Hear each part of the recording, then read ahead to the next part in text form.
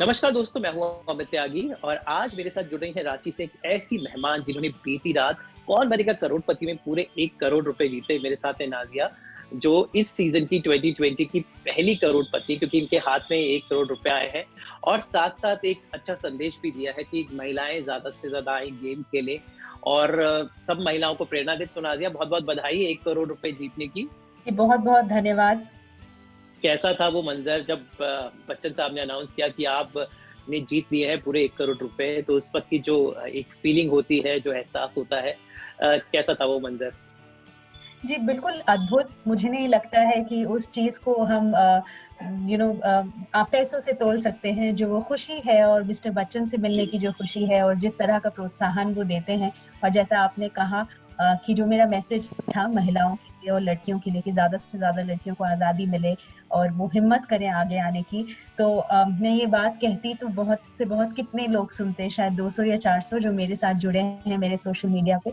लेकिन मुझे ये मौका मिला कि मिस्टर बच्चन के साथ मैंने बात करके ये बातें रखी और जब वो कहते हैं तो पूरा विश्व सुनता है।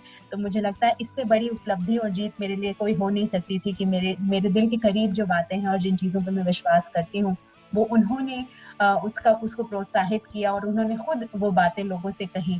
तो ये जीत मुझे लगता है कि एक कहते हैं स्वर्णिम अक्षरों में मेरी ज़िंदगी में लिखी जाएगी और मैं इसे कभी नहीं भूल पाऊँगी। तो वो लम्हा और वो मंज़र जो था वो काफ़ी इमोशनल था, मैं बहुत भावुक हो गई थी और अगर आपने शो देखा होगा तो आपको पता होगा कि किस तरह मिस्टर बच्चन टिश्यू पेपर लेके मेरे पास आए थे। तो वो बहुत अमेज़िंग फीलिंग थी जो मैं कभी भूल नहीं सकती और वो लम्हा और वो पूरा सेट और जैसा आप टीवी पे देखते हैं वो बिल्कुल वैसा ही होता है। तो मुझे लगता है मैं बहुत भाग्यशाली हूँ कि मेरे साथ ऐसा ज़िंदगी में हुआ। तो नाज़िया, ये बताएँ, आप हमारे पेशे से जुड़ी हुई हैं, मीडिया और पब्लिक रिलेशन से, लेकिन ये सफ़र कैसे शुरू हुआ? क्या बहुत मुश्किलें आई? कैसे आप मतलब एक रांची से दिल्ली पहुँची? तो कुछ अपनी ज़िंदगी के संघर्ष और सफ़र के बारे में बताएँ। जी जैसा मैंने शो पे कहा कि मैं एक छोटे से शहर में पली-बढ़ी हूँ और छोटे से मोहल्ले में रहती थी और जहाँ पे बहुत नॉर्मल नहीं है कि लड़कियाँ आगे बढ़ें और किसी बड़े शहर में जाके अकेली रहें। तो सामाजिक जो टैबू हम कह सकते हैं अंग्रेज़ी में जी। For the lack of a better word कि जो होता है कि बहुत लोग लड़कियों को पीछे हुँ, खींचा जाता है, चाहे वो किसी भी कम्युनिटी की हो किसी भी धर्म की हो। जी, तो लड़कियों के लिए आसान नहीं होता है। तो वो सब मेरे साथ भी हो रहा था लेकिन मेरी किस्मत थी कि मेरे जो माता-पिता हैं उन्होंने हमेशा मुझे प्रोत्साहित किया है और कभी इसलिए मेरे साथ भेदभाव नहीं किया कि मैं बेटी थी या मैं लड़की थी या मुझे कमज़ोर समझा। तो मैं एक ऐसे परिवार जी, से आती हूँ जहाँ बहुत सारी स्ट्रॉन्ग महिलाएँ हैं जो मेरे लिए रोल मॉडल बनी हैं। तो वो एक संघर्ष तो था, हम मिडल क्लास फैमिली में थे, पापा स्टील अथॉरिटी में थे और जितनी भी उनकी मीन्स थी वो करते थे जो वो हमारे लिए कर सकते थे। लेकिन जी, उन्होंने हम पे बहुत विश्वास जताया है बेटियों पर, अपने बेटे पर कि हम एक अच्छी ज़िंदगी जिएँ और अपनी मेहनत से आगे बढ़ें। तो ये जो भरोसा और ये जो आत्मविश्वास अगर आप मुझ में देखते हैं, तो इसमें बहुत बड़ा योगदान मेरे परिवार का है और मेरे पिता का है जिन्होंने मुझे बहुत हिम्मत दी है आगे बढ़ने के लिए, जैसे उन्होंने मेरी माँ को दी थी। और साथ-साथ एक और बड़ा योगदान आपके पतिदेव का भी है, क्योंकि लड़की को एक बिल्कुल। पूरे परिवार का सपोर्ट मिलना चाहिए। तो आपके पतिदेव ने इस जी। पूरे में, मैं कहूँगा, आप दिया और बाती की तरह दोनों इस आपकी सफलता में उनका भी हाथ है। जी, बिल्कुल, बिल्कुल मैंने शो पे भी कहा था ये मेरी खुशनसीबी है कि मैं उनकी जीवन साथी हूँ और क्योंकि मैंने ये चॉइस की है, मेरी मेरी मर्ज़ी है और मेरी पसंद है वो। मुझे लगता है जी, हर एक लड़की को और हर एक लड़के को अपनी अपनी पसंद का जीवन साथी चुनने की पूरी आज़ादी होनी चाहिए और तभी वो एक जैसे आपने कहा दिया और बाती, उसकी जी, तरह साथ-साथ रह सकते हैं और रोशनी फैला सकते हैं। जी, जी। तो ये बताएँ कि परिवार का रिएक्शन क्या था? मैंने सुना आप रांची में कल आपने अपने होम टाउन में सबके साथ ये जी, एपिसोड देखा जब ये टेलीकास्ट हुआ, तो पूरे मोहल्ले जी। का, पूरे परिवार का कैसा रिएक्शन था और क्या था जब वो लाइव आपको देख रहे थे, उस पूरे एपिसोड को सब परिवार? उनके लिए बहुत खुशी का माहौल था और बहुत शोर था।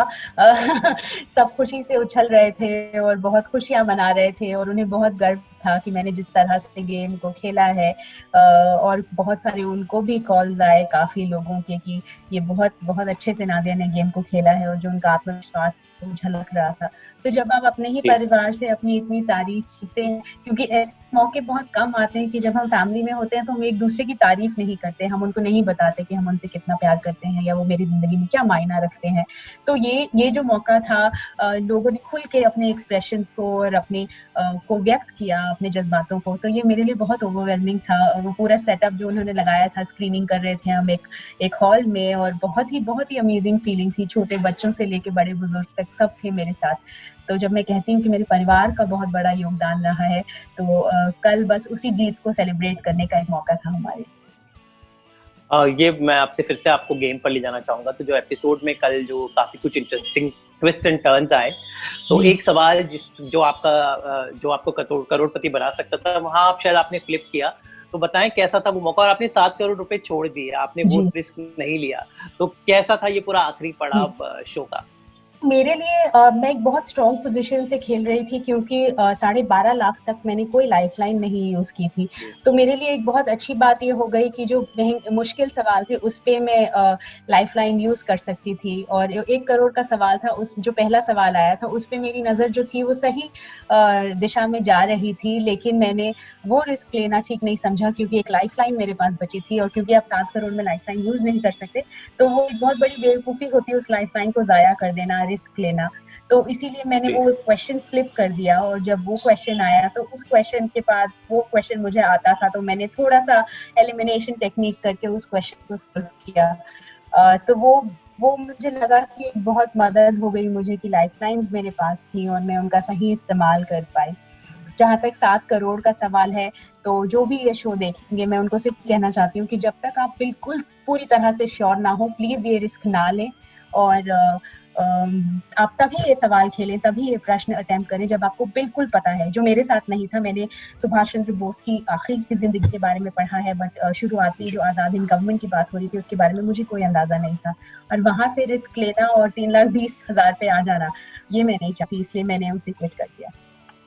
जी, तो आपने जो जितनी धनराशि जो आप लेके गई हैं, कुछ प्लान्स हैं कैसे इन्वेस्ट करना चाहेंगी? कुछ सोचा हुआ है आपने? क्या कुछ प्लान्स है उस धनराशि? अभी तो मैं इतनी खुश हूँ और लोगों का इतना प्यार और इतना सम्मान मिल रहा है, मैं उसे बटोरने और समेटने में लगी हूँ। लेकिन हाँ, ज़रूर मैं I will give back to the society whatever I can.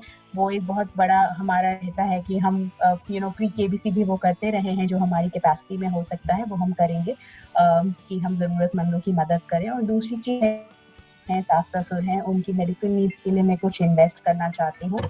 और मेरा एक बेटा है, जैसा कि आपने शो पे देखा होगा, तो उसके फ्यूचर के लिए, उसकी सॉकर ट्रेनिंग के लिए मैं कुछ पैसे इन्वेस्ट करना चाहूँगी।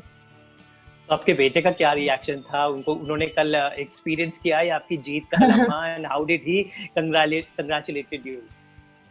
He was very if you've seen the show, वो शो पे आते हैं, और मेरे लिए बहुत सरप्राइजिंग था वो मोमेंट जब दानियाल शो पे आते हैं।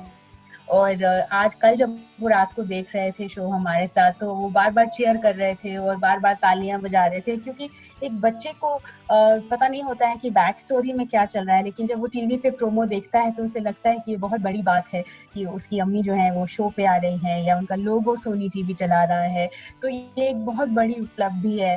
तो उसकी खुशी, एक बच्चे की जो निश्चल खुशी होती है और जो उसका प्योर लव होता है वो दिखता है। तो जैसे आप शो में भी देखेंगे कि जब वो आए तब उनसे अमित जी ने पूछा कि आपको पता है कि मम्मी ने क्या किया है, एंड देन 1 करोड़ सुनने के बाद भी वो खुश था, लेकिन उसका अगला सवाल यही था that when will you come home. So एक बच्चा जो होता है उसकी खुशियाँ व्यक्त करने का तरीका अलग है, बहुत ही प्योर उनका वे होता है, तो उसी तरह से वो सेलिब्रेट कर रहे हैं और बहुत खुश हैं। जहाँ तक महिलाओं के करियर की बात चली है, आपने वो करियर लिया जो हम सब ने लिया, हम जो जर्नलिस्ट हैं, Indian institute of mass communication से आप पढ़ी, पब्लिक रिलेशंस में आई, तो मीडिया में आपको क्या लगता है महिलाओं का बहुत बड़ा योगदान है? तो ये ऐसा क्षेत्र है, आई थिंक इसमें महिलाएं काफी पुरजोर तरीके से सामने आती हैं।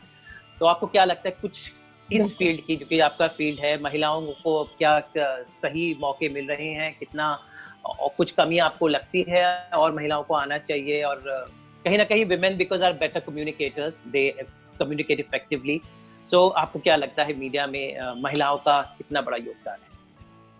जी, बहुत बड़ा योगदान है, जो बहुत अमेज़िंग जर्नलिस्ट हम देखते हैं आपके चैनल पे, आपके सिस्टर कंसर्न चैनल पे। मुझे लगता जी, है बहुत और जिस तरह से आपने कहा कि वो कम्युनिकेट करती हैं, मुझे लगता है और लड़कियों को आगे आना चाहिए, और ख़ासकर मैंने देखा है छोटे शहरों की बहुत लड़कियाँ जी, हैं। श्वेता झा जो मेरी वो आपके चैनल से ही हैं, और वो जी, जी, जब झारखंड की हैं, तो वो मुझे बहुत ही प्रोत्साहित कर रही थी। और जब हम देखते हैं कि वो बड़े हो जाते हैं और वो ना सिर्फ गेम शो में लोगों को हेल्प करने के लिए आते हैं, उनका जो मान-सम्मान है, तो हमारा भी सर गर्व से ऊँचा हो जाता है। मुझे किसी ने पूछा कि आपकी कम्युनिटी के लिए आप बहुत रोल मॉडल हैं, तो मेरा पहला रिएक्शन ये था कि हाँ, मेरी कम्युनिटी वुमेन कम्युनिटी है। मैं सबसे पहले अपने आप को वुमेन कम्युनिटी का मानती हूँ, और मेरी कोई कम्युनिटी नहीं है। So I am always a woman first, and I would always champion the rights of women. तो ये जो शो है, मुझे लगता है अगर 1% लोग भी या माता-पिता अपनी बच्चियों को आगे बढ़ने के लिए प्रोत्साहित करें, ये ना सोचें कि उनको हम पढ़ाएँगे कि उनकी शादी हो सके, तो मुझे जी, लगता है कि एक बहुत बड़ी बात होगी और एक बहुत बड़ा बदलाव होगा। और जैसा मैंने शो पे भी कहा है कि जो चेंज है वो घर से आना चाहिए। तो घरों में हमें ये कोशिश करनी चाहिए कि हम अपने बेटों को कैसे पालते हैं, हम अपने बच्चों को क्या शिक्षा देते हैं। तो ये जो एक शिक्षा का अभाव लड़कियों के लिए रह जाता है, अगर वो उनको अपने फैसले लेने की मंज़ूरी मिले या उनको साहस दिया जाए उनके घरों में, तो मुझे लगता है बहुत कुछ बदलेगा। और ना सिर्फ मीडिया के क्षेत्र में, हर क्षेत्र में लड़कियाँ मुझे लगता है एक्सेल करती हैं। जितने भी हमने इतिहास गवाह है कि लड़कियों ने जब भी अपना कदम बढ़ाया है, तो वो उसमें टॉप पे ही गई हैं और नीचे नहीं गई हैं। तो सिर्फ ज़रूरत है, एक छोटी-सी पहल की ज़रूरत है कि फैमिलीज़ बदलें, परिवार बदलें, और लड़की को लड़की की तरह कमज़ोर सोचकर उसको ट्रीट ना किया जाए, उसको इक्वल सोच के ट्रीट किया जाए। नाज़िया, आपको मैं एक बार फिर से आपकी जीत की बधाई दे दूँ। उम्मीद करते हैं कि आपकी ये जीत और महिलाओं को और जी, हाउसवाइफ़ को बिल्कुल। ख़ासकर जो जो स जिनको वो पंख की ज़रूरत है, तो शायद किसी वश ना मिल पाते हों, वो उड़ान भरने का मौका मिले। तो जी। बहुत-बहुत बधाई। और आप आई थिंक दिवाली आपकी बड़ी ही शुभ दिवाली हो गई है। तो पूरे जी, विश्व की हम उम्मीद करते हैं दिवाली शुभ हो जाए और सब मिलकर ये जो जी, अंधकार हम लोग 8 महीने से झेल रहे हैं, वो दूर हो जाए। आपने एक छोटा-सा बिल्कुल। दिया जलाया है, तो उसकी रोशनी फैले। आपको दिवाली की बहुत-बहुत बधाइयाँ और जीत की भी बहुत-बहुत बधाइयाँ। हमसे बात करने का बहुत-बहुत जी, शुक्रिया। बहुत धन्यवाद। जो भी आपके माध्यम से मुझे देख रहे हैं, मैं यही कहना चाहती हूँ कि 2020 जो हमारे लिए थोड़ा अंधकार भरा रहा है, आई एम श्योर कि अब दिवाली के बाद दिवाली क्योंकि एक बहुत ही रोशन उज्ज्वल पर्व है और हम सबके दिलों के बहुत करीब है। मुझे लगता है कि ये अंधेरा छँटेगा और औरतों की ज़िंदगी में ख़ासकर एक नई रोशनी लेकर आए। धन्यवाद। Thank you so much. Good thank bye. You.